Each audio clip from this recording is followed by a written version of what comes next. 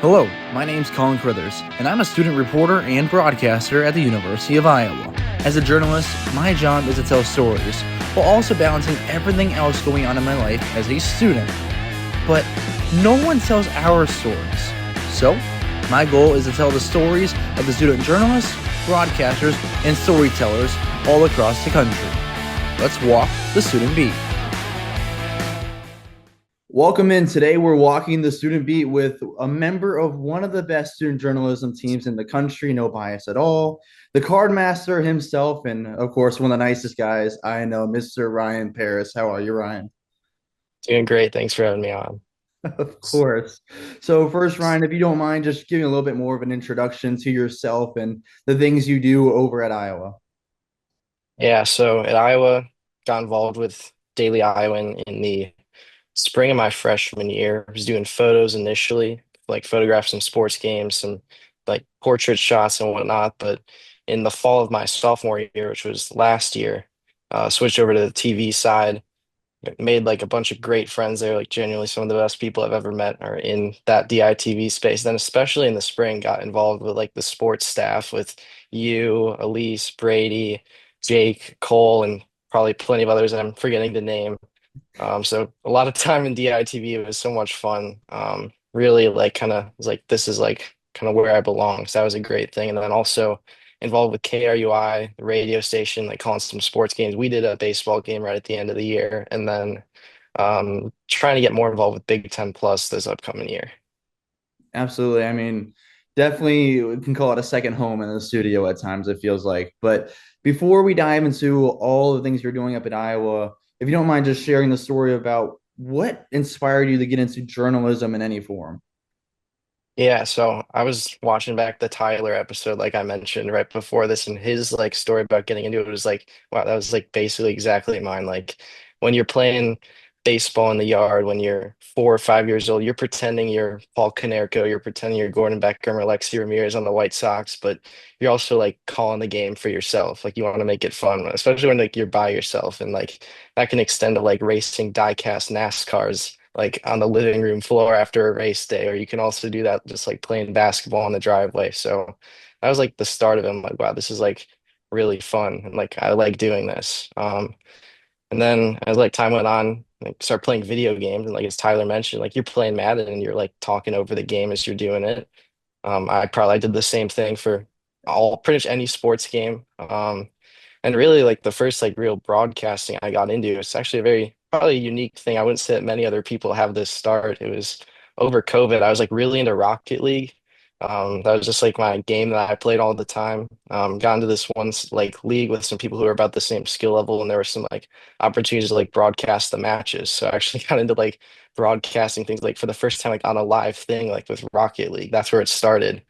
And from there, just like at that point like you can do this. Like you're doing it live, and you feel like you're doing a pretty good job of it. And then you just kind of keep doing stuff, whether it's basketball in the driveway, whether it's more Rocket League, whether it's whatever. You just kind of keep going on with the broadcasting thing. Eventually, like you get to college, and there's a plenty more opportunities to do stuff there as well. Yeah, with the Rocket League thing, was that attached to your high schools? I know you said it was a part of a league, but was that with your high school or just completely independent? That was just a completely independent thing. I don't even know how I first stumbled across it. I just know there was like a pretty active like Discord group, probably like 60 people in it. And there was a bunch of players. I wasn't very good at the time to be a player, but I had fun broadcasting them, and they weren't like the highest level matches in the world, but they were like everybody's pretty competitive and like knows what they're doing. So it was a pretty fun time. And that was really like it's kind of how I got into it. That leads to you calling any other sports around that time or even in esports?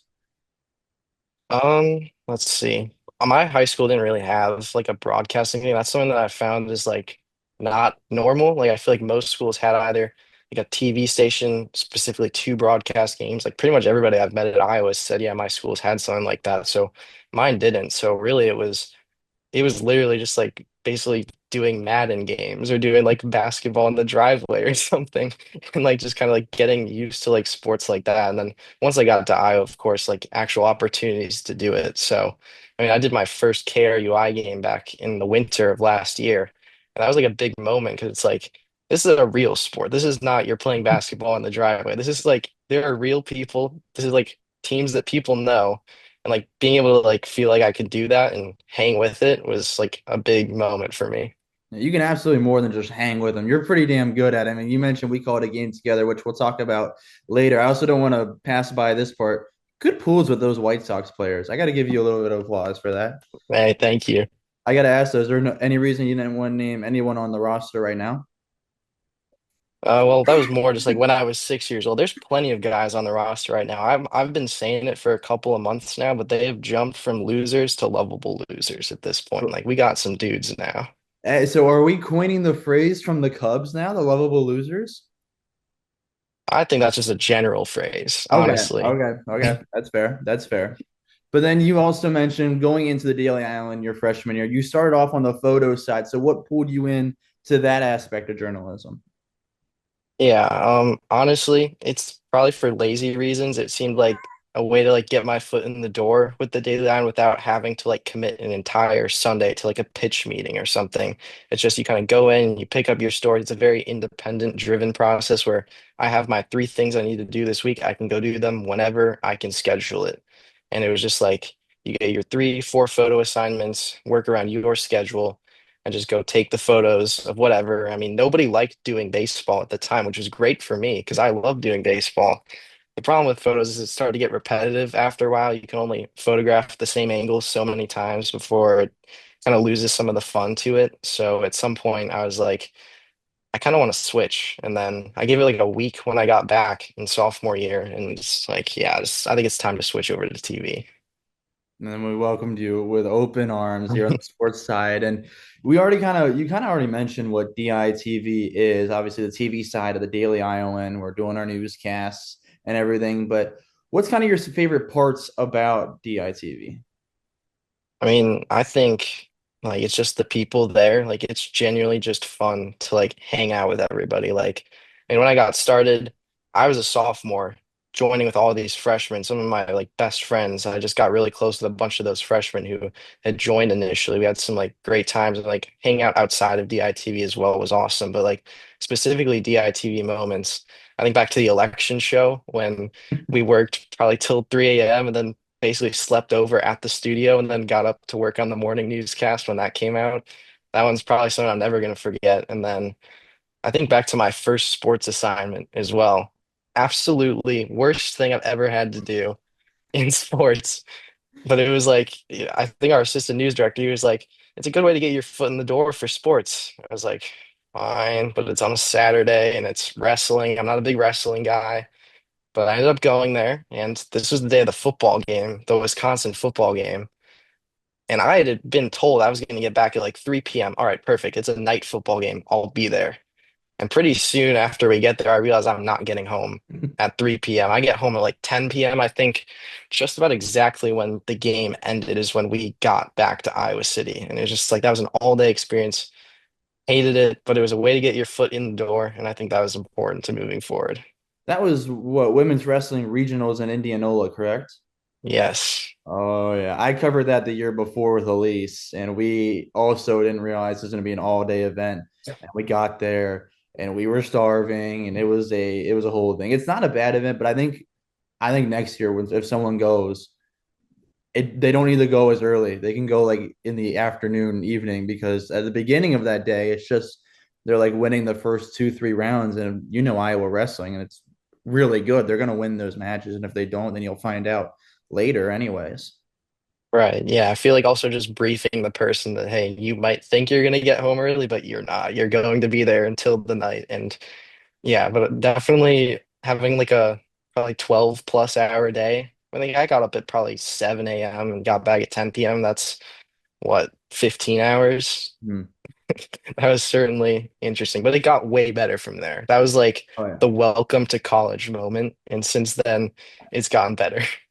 No, absolutely it has. But also we mentioned like, your favorite parts, some of the people, but you mentioned a story that maybe wasn't your favorite. But what's one of your favorite events or stories that you've covered with the ITV? Think the one that probably I remember the most would be doing the Iowa football spring practice with Cole and Jake. So this was they're two freshmen. I'm sophomore, first year getting to cover football. This is all our first opportunities with the football team, like at Kinnick Stadium kind of thing. Um, we covered the spring practice, and then really what I remember is afterwards, we all went out on the field to film like our stand-ups for the package, which for those who don't know are like your intro and your outro to the package before you cut into like the stuff you filmed. And you just kind of like lead in and lead out. And we just had so much fun with that. Like we walk out into the field, we are the only people in the stadium at this point. All the other reporters, there's one dude who's like way up by the gate of the stadium. And then all three of us are on the field. We're just like messing around, recording our stand-ups for probably 45 minutes. And then we just continue to play on the field. We just like take photos. We're running 40-yard dashes in our suits. It's like, how many times are you going to get the opportunity to do that? And that was definitely like probably the most fun I've ever had doing some kind of DITV sports thing. What's maybe the favorite, like, because since I know this part, I know you guys made a lot of like extra fun videos that you sent to us. What was maybe your favorite video you guys took on that field? There was the one where Cole was parodying Brady's one of Brady's stand-ups where he goes, the Hawkeye quarterback walked down this sideline into this end zone. He like motions and then points to the end zone. And then Cole was doing one for when Cade McNamara got hurt. And he's like, the Iowa quarterback got injured right here. Then he falls down to the ground. That was a good one. I remember like, well, I don't even remember where I was, but I was with Brady and I nudged him and I was like, "Hey, dude, look at this. This is great." It was a pretty good reenactment too. It was, yeah. He felt, I mean, it was pretty graceful fall and everything. But what about with the spring practice and everything? I think the interesting part about it, some people think, oh, it's just, practice for the football team, a little warm up. You're going to get a certain story out of it. But from someone on an outside perspective who wasn't there, who's not seeing the work that goes into it from the journalism perspective, what's something that you would tell someone about something they wouldn't really notice about the work that goes into it? Yeah, I mean, I think we kind of went in as outsiders as well because this was our first exposure to the football team. So basically, we were kind of like, where do we go at first? And they had like a rule that you can't go in certain spots, but feel like as a journalist, you kind of push the boundaries with where you go. Like we're able to be on the field at first, not during like the actual part of the practice, but while they're doing warm-ups, like you can walk around anywhere. You can get like super up close to the guys and get footage. But I think a lot of it was kind of as we're going through it, like trying to think of what we want our stories to be and then basically filming the moments that will fit into those stories. So I did like a general practice recap. I think Cole might have done the offense and Jake did the defense specific one, but for like the general one, just kind of wanted to get like the vibe of the practice overall. So shooting some offensive drives, some defensive plays, and then like filming a stand-up that kind of in the middle of it kind of bridges the two parts. Yeah, absolutely. And then you've done some pretty cool feature stories for DITV as well. So, what about one of your favorite feature stories that you've done as well? Yeah, so I mean, I wasn't there to interview the baseball players at the end of the year, but was able to kind of cut up that story. And I gave Jake the questions. I believe I was sick that day, I want to say, or maybe out of town, one of the two. But that was a really cool one just to like kind of see what the baseball players were talking about. But I think the my favorite one, I was actually kind of just buying time right there because I didn't remember it at first, but now it came to me. Kennedy Blades, or not Kennedy Blades, Aaliyah Guyton, Aaliyah Guyton Oh yeah. basketball. She was one of the freshmen on the women's basketball team. That was the one I did get to do in person. Got to like go to Carver, head down to like the practice facility, got to sit down with her for like 10, 15 minutes and kind of just talk through kind of her family's influences on her basketball career because her dad played at Indiana and played for the Bulls. Her mom played on the Brazilian national team and kind of like and she also played overseas. So Aaliyah like grew up kind of in Europe and stuff, like with traveling with her parents. So it's a really cool basketball family and kind of getting to learn about how that kind of contributed to what her career is today. Sucks that she transferred away like shortly after that package aired, but still, it was a cool experience. At least it went up before she transferred, right? Yeah, I think Yeah. so. At least it wasn't like she announced that she was transferring the next day. We had it running, and it was like, oh well, crap. No, I think it was still a few weeks before she announced she was transferring. I thought, is that right? Yeah, that sounds right. It was definitely during the season still. Okay, that's good. But like with setting up that story, talk to me about what goes into like setting up to get those interviews. It's a great story, but it's kind of difficult to tell, which you did a great job with it, by the way. But you're trying to balance your schedule and the athlete's schedule and talk to the SID. So What all goes into setting up a story like that?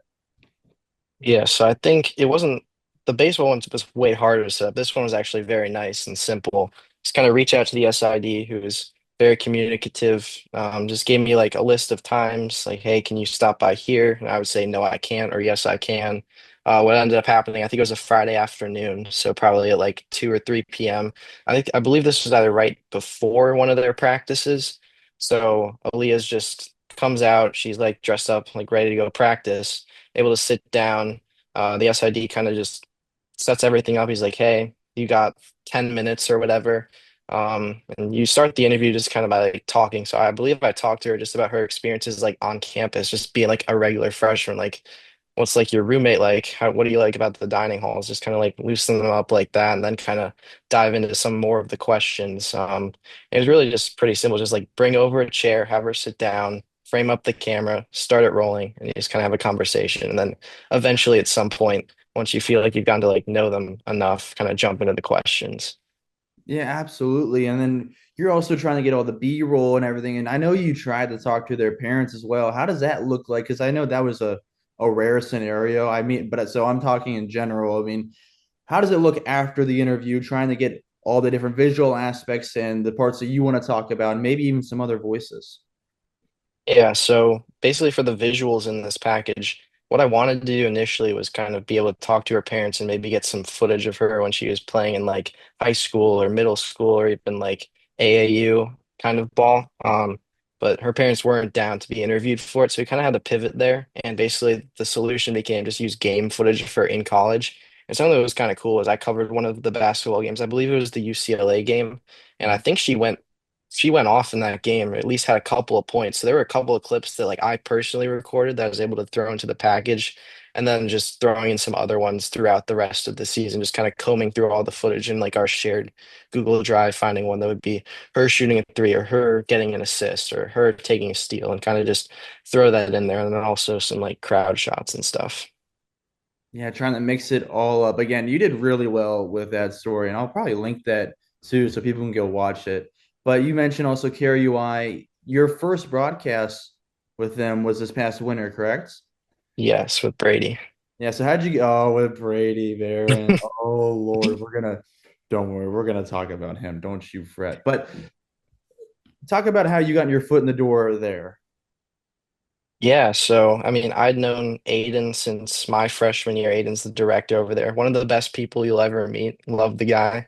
I talked to him about like kind of wanting to get involved. Initially, it had been like, could we use your equipment if we wanted to go do a broadcast of our own? And that never really materialized, but still being able to do KRUI and just being like, hey, could I like have an opportunity to call one of the games if you find an opening in the schedule? And so I was able to kind of get that opportunity, which was awesome. Really grateful for it. Um, and like I had been listening, like there's a guy on YouTube, Carlo, the broadcaster. He's the Clippers radio guy, and he makes some like YouTube content about being a broadcaster. So kind of just like even watching some of his videos to kind of get prepared for it to go in. And then like just going in there with Brady, he takes play by play for the first half, kind of lets me kind of get acclimated to it. I'm not the most knowledgeable basketball guy ever, especially at the time. I'm getting better now. So being color was a little bit shaky, but then transitioning over to play by play, I mean, that's just you're calling games in the driveway, and now you're just calling games on the big stage. So I felt like it was a pretty seamless transition to get there. So it was really just having that like veteran presence to help kind of mentor you and get you acclimated in there was, I think, the key to making it go well. Yeah, and I'll give him some love. I think a nice first call being with Brady Barron is, and that's a good thing because I feel, at least from my experience, he makes it feel calm, comfortable, and easy to kind of like get your foot in the door and not feel too nervous about a call. Absolutely. Yeah. I mean, Brady is the best. He was our DITV sports director in the spring. And he was basically like the big brother figure for all of us because he's the senior. We're all sophomores at the time. You got a bunch of freshmen in there too, and just like hanging out with him. He's like, I don't know, that's like one of my favorite people. Oh, I know, but don't worry. We gotta show him some more. We'll show him some more love, but we'll also hint at some other stuff. Don't, because I know he's gonna listen to this. I told him about. I was just telling you before we started recording. I told him that this was this week's episode. He's very excited, but of course we got to bring him up. Yeah, of course. But well, I mean, there's one thing on my mind specifically that I know we can get them pretty well for, but we'll wait on it a little bit. We'll make Mhm. them wait out because with broadcasting and everything, we mentioned that you and I have called a game together, and we called Oregon baseball. And I'll also say that was probably one of the more seamless broadcasts I've ever had. I felt like we were pretty in sync. But the other thing about it is we both had some very creative calls and phrases we brought up. Is there any favorite phrase or call that you've had? Like from that game or just in the season as a whole? Whenever, whenever. Yeah, I think one of the things I liked to do, this was another thing I'd seen Carlo do on YouTube, is like just like give me some words to say and work into the broadcast. So I like started doing that because it makes it more fun, right? It's like Mhm. you have to work the word like wizard into the broadcast or something. You have to work in the word banana. It's like, okay, how do I do that? It's like an extra challenge and it just makes it more colorful when you do it. But besides that, favorite calls. I think one of the home runs is like we'll catch that one in Coralville. Just like the alliteration was fun. Mhm. And then I think oh, there's the one where you strike him out and you say he looks so lost. He's on the back of a milk carton. That one's one of my favorite ones to do as well.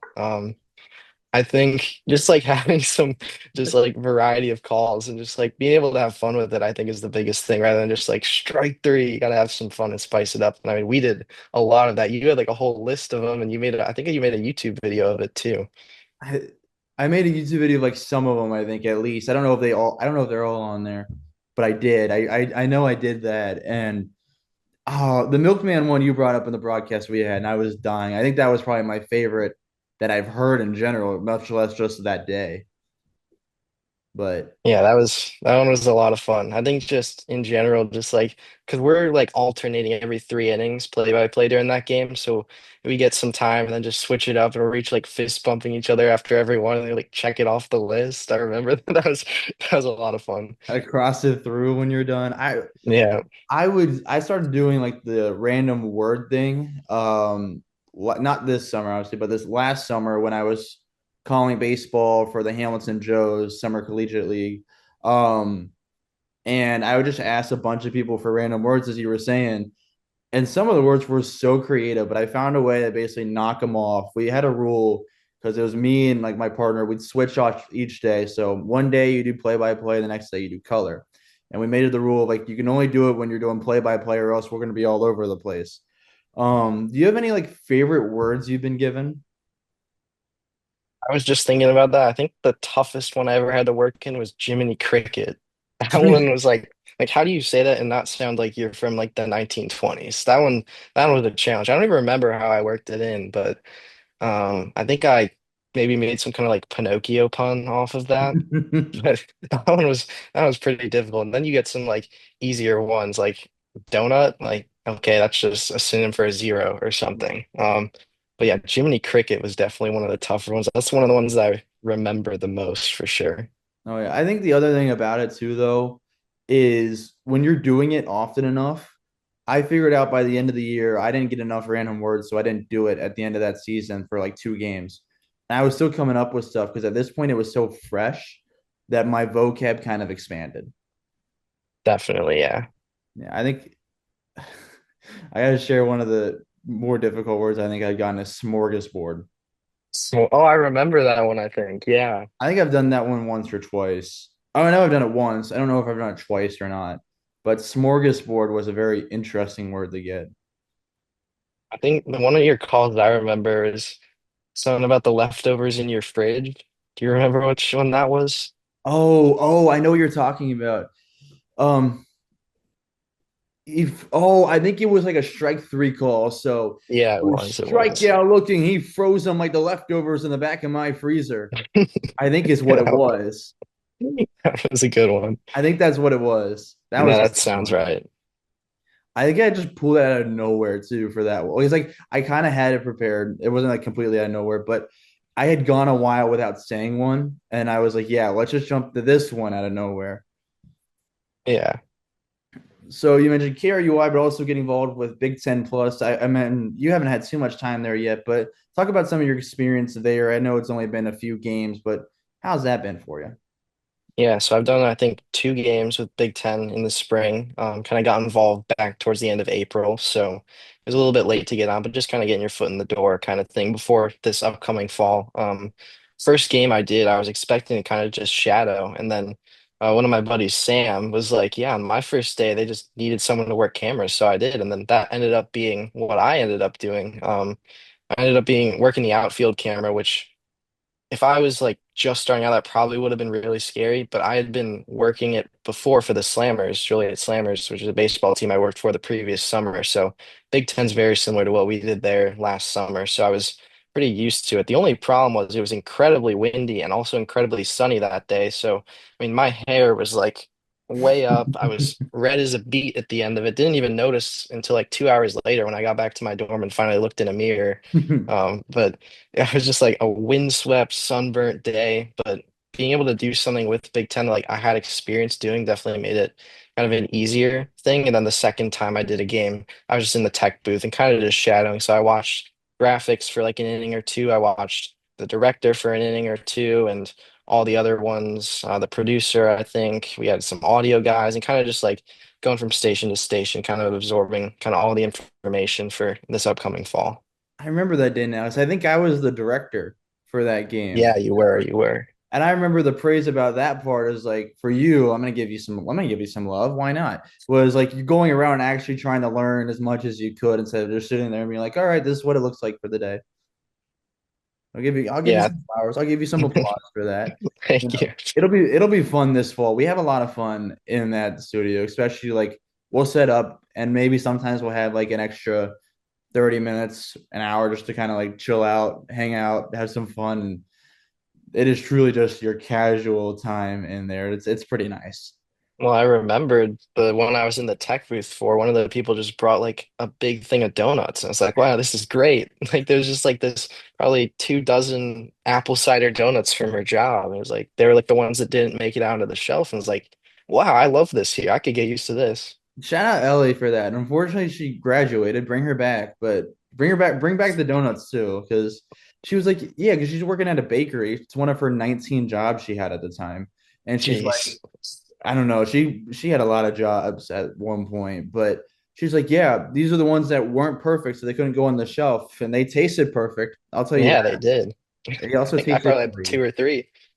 I you said two or three. I should not say this, but I probably had like six to nine of them. I don't even know.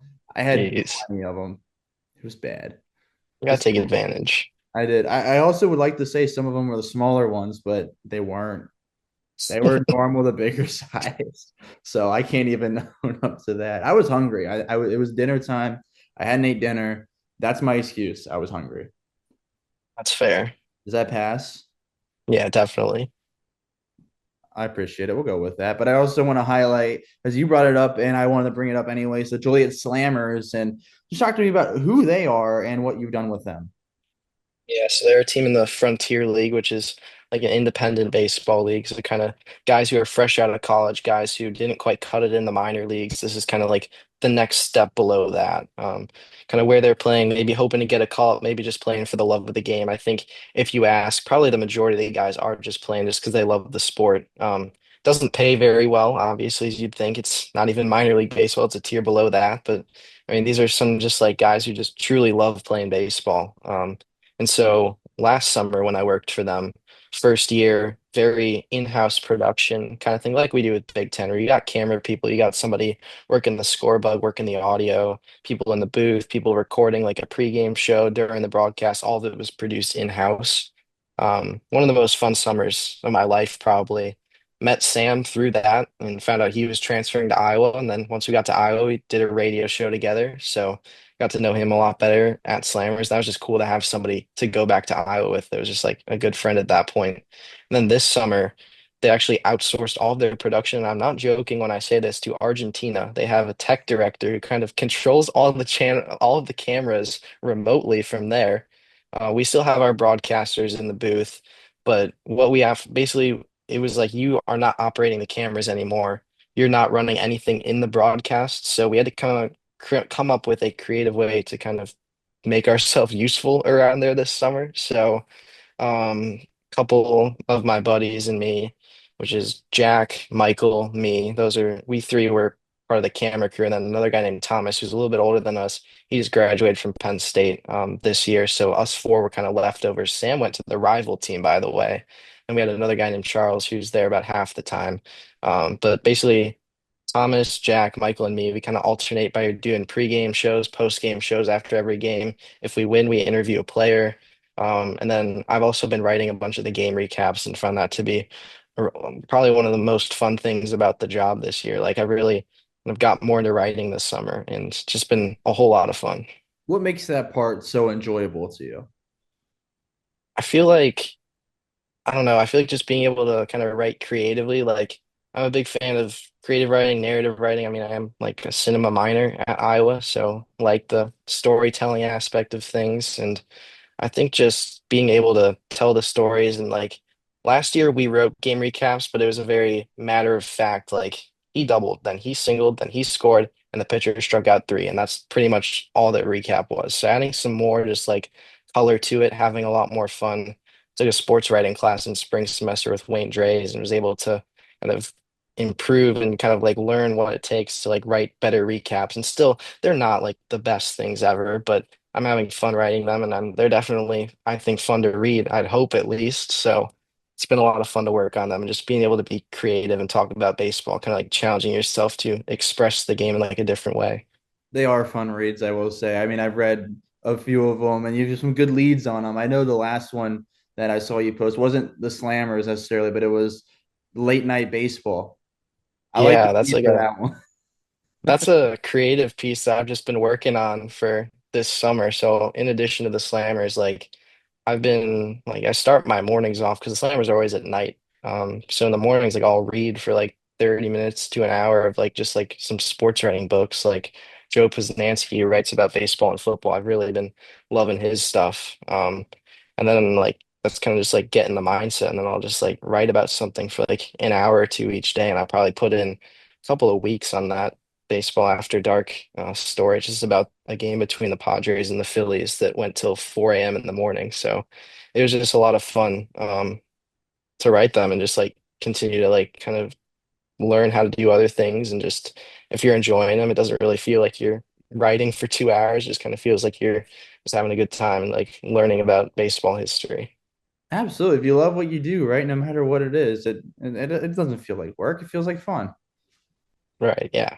That's what I feel with a lot of this stuff. Even this in general, even sometimes it's like, all right, I got to set it up. But I enjoy talking to everyone that I have so far. And of course, I love talking to you. But you Well, this mentioned is like what? I was gonna say, this is like one of the first times we've gotten to catch up this summer, so that's been No, cool as well. I know it's brutal, but I appreciate it. It is fun. It has been nice. But you mentioned like on that article lead is what the game went 14 innings that you were at, but it was an afternoon game. Yeah, it was something like I think it was the longest game I've ever been to. It was a 14 inning game between the miserable Colorado Rockies and the even more miserable Chicago White Sox. But that was a afternoon game, and we got home for dinner on time or something like that. Yeah, well, I mean, obviously that's you mentioned the longest game you've been to. What's the latest you've ever been at a baseball game? Just for fun. I don't think I've ever been to an extra innings game at night. Like all of those Really? games tend to end early. I mean, generally we don't go to too many night games as a family. Like it's usually like the weekends, like the Sundays. So I would say probably the latest I've ever gone back is probably only like midnight, which means the game probably ended closer to 11 p.m. So I've never experienced one firsthand, which is kind of why I was like fascinated by the concept of games even going that late. And obviously with the pitch clock and the ghost runner now, it's almost never going to happen ever again. What about the Slammers? Do the Slammers ever go that late? So Frontier League has a very interesting rule where if it's tied after the 10th inning, they'll do a sudden death where the home Oh yeah. team picks if they want to bat or if they want to pitch. And the batting team gets a runner on first with one out.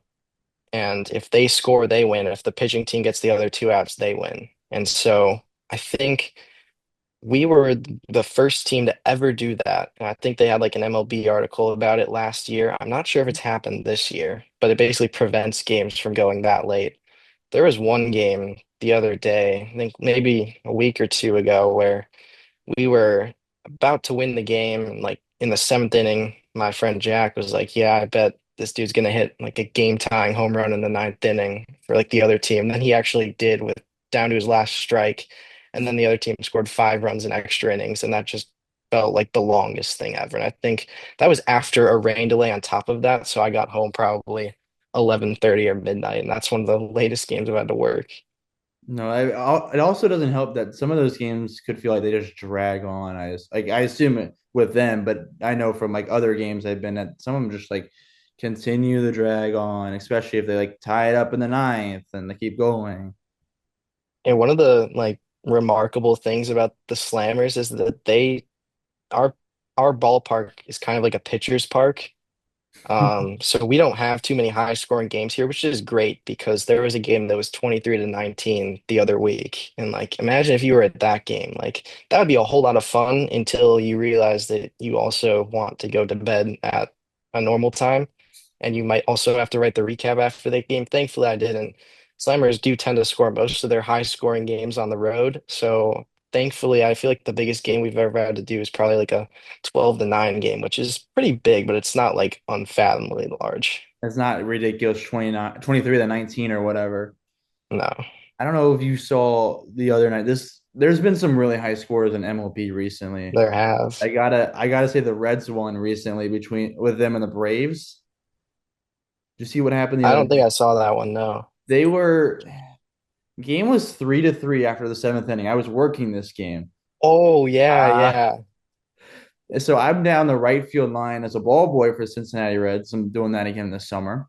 I'm down the right field line, and it's 3-3, go to the top of the eighth inning, and the Braves just can't stop hitting against the Reds. It was a whole thing. And when you're down the right field line, you have to go out to the bullpens to grab whatever the new incoming pitcher wants to bring into the dugout. So let's say the Reds bring in a new pitcher, their bullpens in center field. So the right field ball boy will run out to center field, grab whatever they want us to bring into the dugout and run it back to the dugout real quick.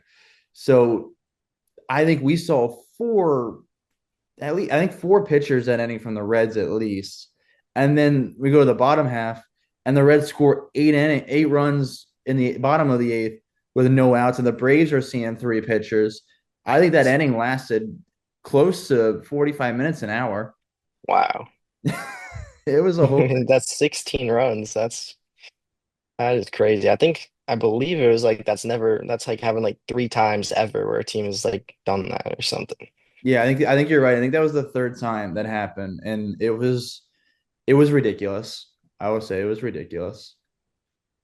Yeah, I would not be a happy camper if I had to sit there through that. Especially, I think the Braves won that game, right? Oh yeah, they did. Yeah, so that would make it sting a bit more. Oh yeah, like in the top half, I was like, this is brutal. People were clearing out, which I was like, why are we leaving early? But they're clearing out, and I'm like, this is tough. And then we started like the Reds in the bottom half are scoring their runs, and at first I was like, all right, like this is I'm fine with them hitting, but like, what's gonna happen out of this? And eventually, at one point, they got close enough. They were at 6, 7, 8 runs, and I at that point was like, you know what? I'll be here all night. I just want to let's do it at this point. Might as well make a comeback happen. Has it felt very realistic at the time? I don't know. It was weird to describe, but the feeling in that moment in that ballpark was it's going to happen. It's inevitable. And well, the comeback kind of happened, but not really. I mean, they did come back and then they also lost. They So did lose. They did lose. 50%. I feel does it still count as a comeback if you don't win I the game? think so. I think it can. It's not a comeback win, but you did come back from Mhm. absolutely out of the game to in the game. So I'd Absolutely. say Yeah. they did. I would agree with that statement. I feel like there's some people that like might be like, oh, it only matters if you win. I mean, obviously it only matters if you win, but like a comeback is only counting if you win the game or not. But I feel like, I mean, you still came back, you still tied the game, right? I mean, that counts. You gotta get points for something. I feel like you hear that term a lot more in basketball of like, oh, they made a comeback in the third quarter, but still lost the game or whatever. I feel like you hear that a lot in basketball. So that's what I'm basing it off of. Yeah. But you mentioned just a bit ago, you're also a cinema minor. So talk about tying this back in with everything that you've done, how that kind of helps with your journalism career. Yeah, I think Well, got into cinema minor just because I mean, obviously growing up making home movies with my siblings and friends, that's a lot of fun. And then at Iowa, first club I joined was like a movie making club. Met a bunch of people there and actually worked on a couple of films in freshman year. It's like, wow, this is a lot of fun. May as well like add it to be a minor, even if it's purely just for fun, but it also does have application because when you're doing journalism, you have like the multimedia aspect of it, and you gotta know your way around a camera and framing and getting cool shots. And so like even if you're not even like creative, like well, everything's creative, but like fiction versus nonfiction, like journalism is nonfiction, cinema, at least the stuff I've done so far has been fictional. So I think you can easily transfer over kind of some of the skills that like in editing, camera wise, even just like scripting and stuff and like setting up shots. I think all of it kind of has some like dual use. And you do see a lot of journalism and cinema majors just because of that combination. Yeah, absolutely. And I have to ask to throw it out there about the one short film at the very end of this past semester. If you don't mind sharing what that was, it was fun. It was, Yeah, yeah. So that was like the final project for my cinema class was like, all right, make your first short film, like first short film in the program that we'll have you do if you're following the track. And so I was like, I have no clue what I want to make. I've been creatively bankrupt for basically a year at this point after I'd made like a Western back in the spring of freshman year. But I had this idea to do something with chess for the longest time because I like chess, nerdy, but it's fun. I've been playing it since like middle school.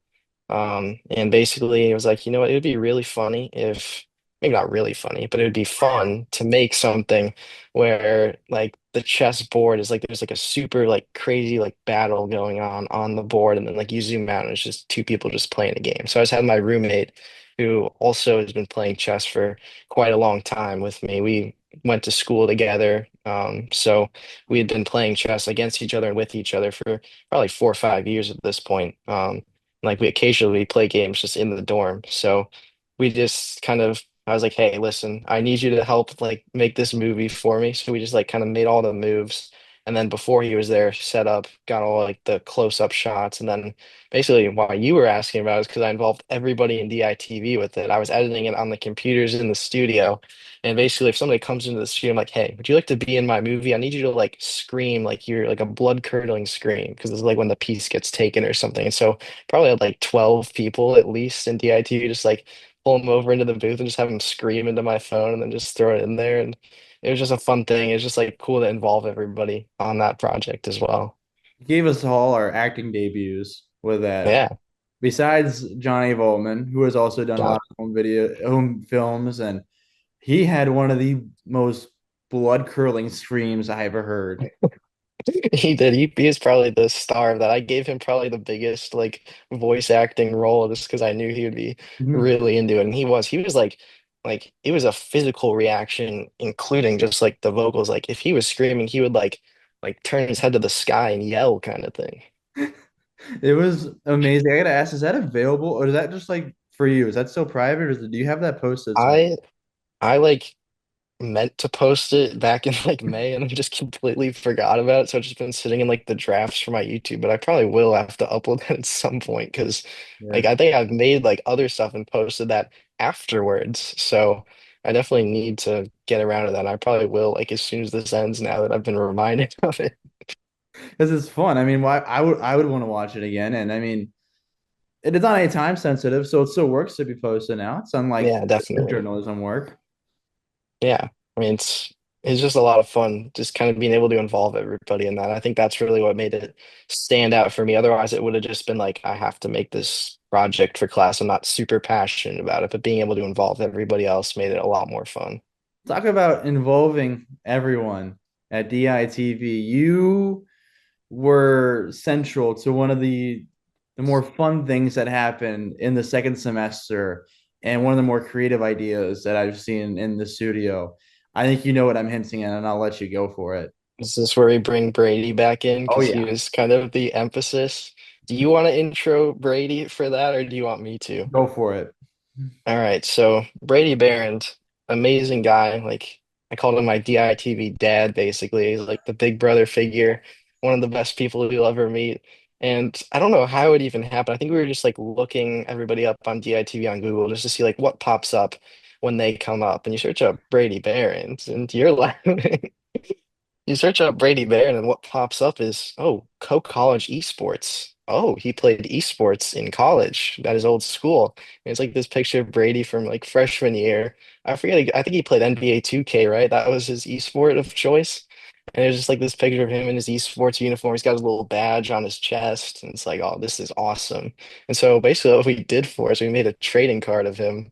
It was Brady Barron's like co-college esports trading card, and that kind of kickstarted like making a card for everybody in DITV. And then back at Easter, I'd stayed over for the weekend. This is kind of like the culmination of the project at this point, and basically turned into an Easter egg hunt in the studio with everybody's trading cards. It was just a lot of fun to just mess around like that.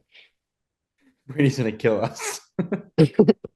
Now Yeah, now everybody knows. Your whole audience will have to look them up. exactly. I mean, shout out Brady. Much love to you, boo. But yeah, the trading cards were a lot of fun. I think everyone got at least one. I know I had one. I mean, Elise had a few of them. Brady had about five or six of them. Brady had so many. I think my favorite that I can remember from Brady, oh, the thoughts and prayers were pretty good, but was probably the bus. I don't. Was it the bus? I think maybe the bus driver one. Yeah, that one was the most rare, even though they were all printed three times, but that one has like the most, I guess, like intrigue around it. What was the favorite trading card you made? I mean, all of the Brady ones were really funny.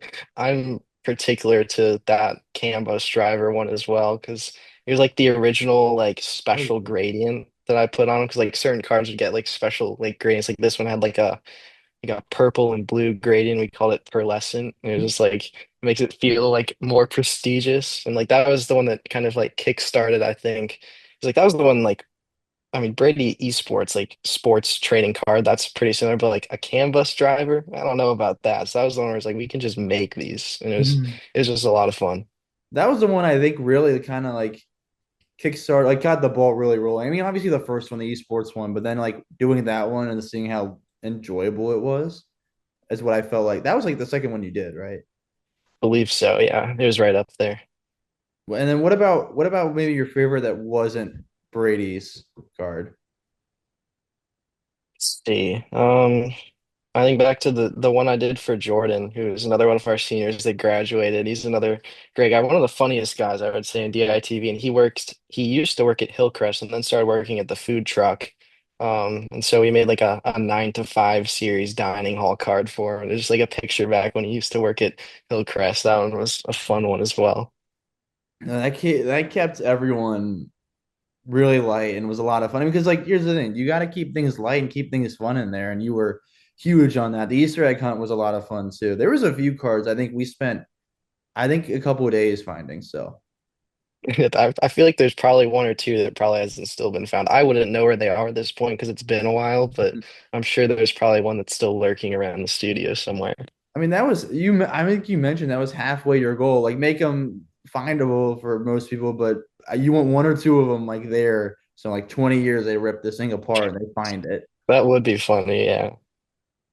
They just find like I don't even know what's the most like the Felicity Manning canvas card and the back. That's the most random one I can think of off the top of my head. There's some good ones. There's some good ones. That was a lot of fun. It was just like being able to involve like all of DITV and just like they're all like jokes, Oh yeah. obviously. Like it's just meant to like kind of like poke fun at people. So like I had some like I mentioned I was like a chess player. I included a picture of myself from like third grade with glasses on. And it was just like, oh, this is awful. But it was a lot of fun just to kind of make this like a studio wide kind of thing and get everybody on board with it.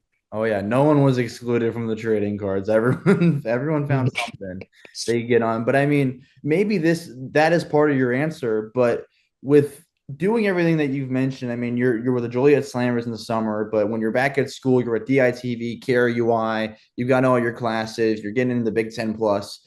How do you best balance everything?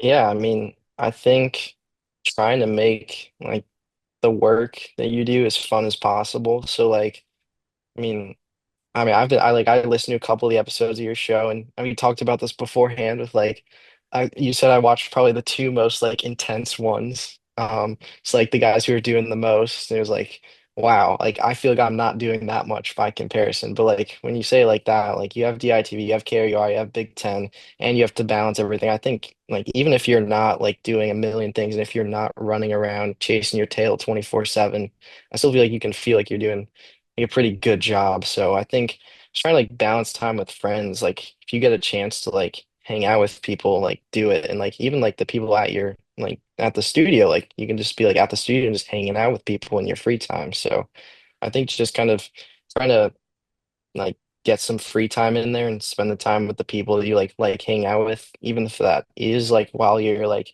at your like working thing. But if it's enjoyable, then it's enjoyable either way, as long as you don't get burnt out, just having like a good time, just making sure you get some free time in there. I think that was very convoluted, but yeah. No, I mean that you made the point though. You got the nail on the head there. For one, I mean, you are doing a lot of stuff. You do a great job with everything. I see it firsthand, so I can say that personally. But also, I mean, that's the nice thing with DITV in the studio. I feel like it is just a family. We all just hang out, even when we're not doing stuff for production night. We're just in there playing an immaculate grid, something like that. I think Brady sent me one the other day with Javon Carter, who I talk about way too much. So yeah, that's how I feel with it. Is I would say like I love hanging out with you. I love hanging out with Elise and Cole and everyone on the entire team. Yeah, I mean that's like one of the things I'm most excited to get back to is just like all these people that I haven't been able to see this summer. Like I've gotten to see only a couple of my friends. Like I went to Des Moines the other week to do like a film thing out there. Besides that, it's literally just been like video calls or like the way I've seen people. So again, actually like be in a space with people will be nice again for sure. Yeah, being able to interact is a whole lot better than some of the calls and texts. Even just texting for me sometimes is kind of just like, I don't know. It's not the Yeah. same thing. No, I prefer like FaceTimes, but even then it's still kind of like only like half of what like it is. Like you see them, but you're not like there with them kind of thing. No, and it's always a lot tougher. So yeah, being back in person here in a few weeks is going to be very nice. So I'm like I was telling you, I'm moving back in about a week. You're about a week and a half. So I'll see you soon. I'll see Yeah. you soon. From at least I should say from when we're recording this is when we're moving. But I think with also talking about all this stuff, I want to ask from what you've seen at Iowa, even just in a short year or two. What, in your opinion, why should student journalism be respected? Why should people pay attention to what student journalists are doing? Yeah, I think, I mean, we're all like extremely passionate about it, right? Like, this is like what we want to do. We could have chosen any of these majors. And, like, we could have been business people. We could have gone into medicine, and maybe that's a career that provides more like real world impact than journalism does. But I feel like I don't know. I just think that it's being able to tell stories and just like do something that you're passionate about. Like if you can make people's days a little bit better by like what they read or what they watch and like or maybe even like inform them of something. Like somebody's watching DITV to find out about what's Iowa football up to this week, what's Iowa basketball up to this week, or they're reading something you wrote just to kind of enjoy themselves, just kind of like unwind. I think that student journalists are kind of where it all begins. Like this is the jumping off point. This is the worst we'll ever be. And if you think it's pretty good, then I mean, the sky's the limit at that point. Absolutely, very well said there, Ryan. I think if we want to give people something to look at, something to read, maybe even a story just to watch from you, go and take a moment here just to give yourself a shout out and the things that people can go check out after they listen to this. Yeah, I mean, I need to do a better job of like getting my social media presence up there. I haven't been on Twitter in probably a year at this point, but I do have a Twitter and I probably should be posting some more stuff I do on there. I don't know exactly know what the plug is at the moment. I think it's Ryan Paris 04. I think the photo's like Calvin from Calvin and Hobbes. So that's what you should look out for there. Instagram is just like photos, not anything content wise, but maybe I'll get something up. And then I do have a website where I posted that like baseball after dark, and I will probably be posting some of like my Slammers recaps, some of my favorite ones after the season ends, kind of putting them up there in like a compilation as well. So I'd say those are probably the main couple of spots. Absolutely. I'll make sure everything is linked as well. Before we go away, I want to give you a special little moment. Like give a little story that any of your favorite moments at Iowa so far. See, at Iowa, I think one of my favorite things to do, we first did this back in spring of freshman year, and we got to do it one time this year as well, where take a couple of my friends who I haven't mentioned, Eric, Brendan, and then John, who's my roommate last year, who was in the chess movie that I talked about.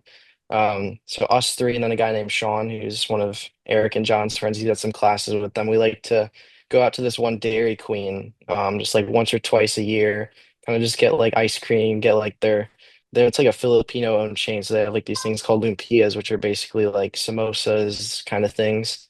And it's just like kind of this little adventure we take out to this like it's not quite a dive because it's a Dairy Queen, but it's not like it's a little bit off the beaten path. You wouldn't like drive by and look for it kind of thing. So I think just being able to like just go there with them and that's just something really fun. I mean, I'm going to be in an apartment with Brendan and Eric upcoming this year, so I'm gonna be getting to do some more stuff with them. And then John's gonna be in the dorms again this year. So just kind of being able to hang out with them and like those are the experiences I think that I'm probably gonna cherish long after I graduate.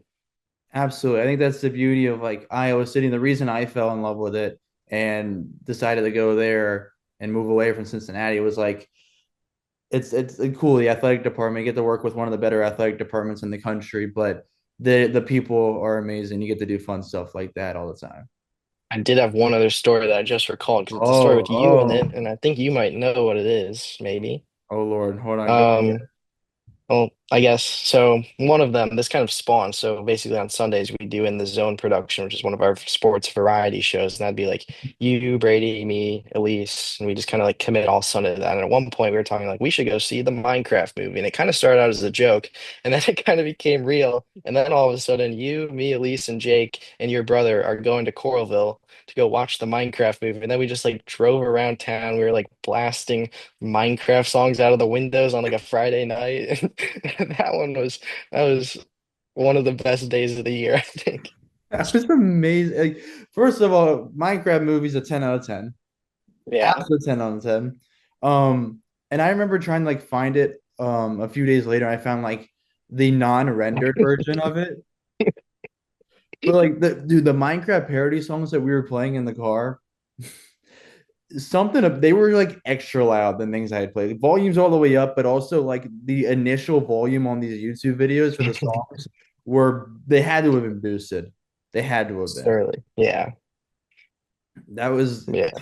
that was because like it was truly four or five of us in this car. And at one point, we're dropping off my brother at the hotel he's staying at with my mom and stepdad.